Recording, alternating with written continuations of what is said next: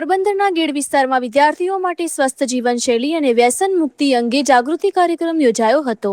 ગેડ સામાજિક વિકાસ સમિતિ દ્વારા મિત્રાડા, દેરોદર, એસરડા, નેરાણા અને પાદરડીની પ્રાથમિક શાળાઓમાં જાગૃતિ પરિસંવાદ યોજાયો.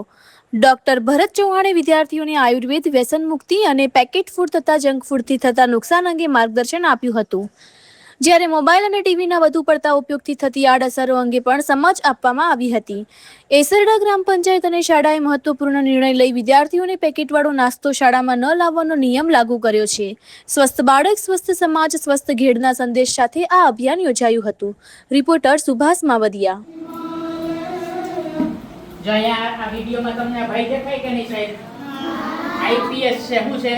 આઈપીએસ એટલે કે યુપીએસસી ની પરીક્ષા પાસ કરીને આઈપીએસ બનેલા છે.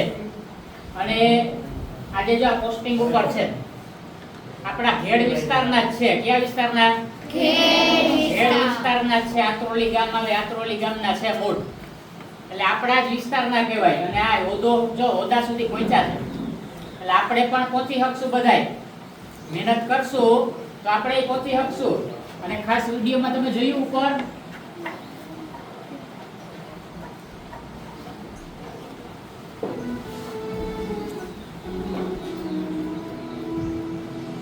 અવાજ બતા ને.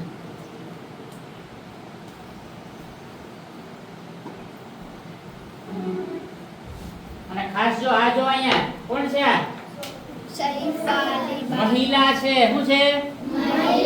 છે ને. છોકરીઓનું પ્રમાણ જોઈએ વધારે દેખાય છોકરાઓ કરતા. છોકરાઓ વધારે લાઈટકાવે એટલે પ્રાઇવેટ શાળામાં પરિશ્રમની બસ આવતી છે કે નથી આવતી છે?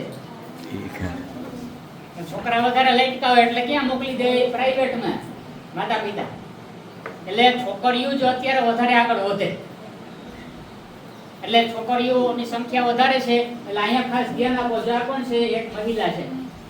અને ક્યાં હોદ્દાઓ સુધી છે? જો આ હોદ્દો પોલીસ અધિક્ષક અરવલ્લી. એટલે અરવલ્લી જિલ્લો આપણો એક છે. કુલ જિલ્લા કેટલા છે ગુજરાતમાં? કુલ જિલ્લા કેટલા છે? કેટલા? 34 છે ને. તો એવું પૂછી હવે પાછા આવશું ત્યારે 34 માંથી બોલો જે નામ આવડતા હોય એટલા ફૂલ નામ. જો આ પરીક્ષાઓ પાસ કરવી ને આપણે આવું યાદ રાખવું પડે.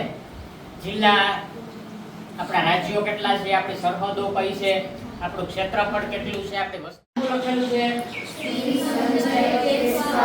એમ લખેલું છે આઈપીએસ. આઈપીએસ નું પૂરું નામ કોઈને ખ્યાલ છે? પોલીસ. જો એની એક સાચું કીધું.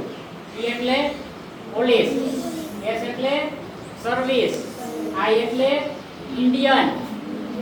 આપણે પરીક્ષા આવે ને જીપીએસસી ને યુપીએસસી ને પરીક્ષાઓ નામ સાંભળ્યું ને તમે? તો યુપીએસસી ની પરીક્ષા પાસ કરીએ તો આપણે આ આઈપીએસ ને આઈએએસ ને બની શકીએ. તો જે અહીંયા તમારી સામે જે ફોટો છે જે વ્યક્તિનો એ આપણા ગેડ વિસ્તારનો જ વ્યક્તિ. અભ્યાસ કરતા બાળકોના તમામ વાલીઓને જણાવવાનું કે આપણી શાળામાં બપોરે જમવાનું તેમજ 4 વાગ્યા આસપાસ નાસ્તો પણ આપવામાં આવે છે. તેમ છતાં આજે રિસેસમાં નજર કરતા જોવા મળ્યું કે તમામ બાળકો તૈયાર પડીકાનો ભાગ ડબ્બામાં ભરીને આવે છે. તેમજ પૈસા લઈને આવે છે અને દુકાનેથી પડીકા લઈને શાળામાં લઈને આવે છે. તો બાળકોના સ્વાસ્થ્ય માટે આ નાસ્તો યોગ્ય નથી. સમય મળે તો ઘરનો નાસ્તો બનાવી આપવા વિનંતી. પછી બીજી એક નોંધ છે કે આવતીકાલથી બાળકોના ભાગ ડબ્બા ચેક કરવામાં આવશે. તો તૈયાર નાસ્તો યોગ્ય ના ખાવા દેવામાં આવશે નહીં. બહારથી કોઈ પડીકા તોડીને પણ નાસ્તા પેટીમાં લઈ આવ્યા દેવામાં આવશે, તમને આપવામાં નહીં આવે.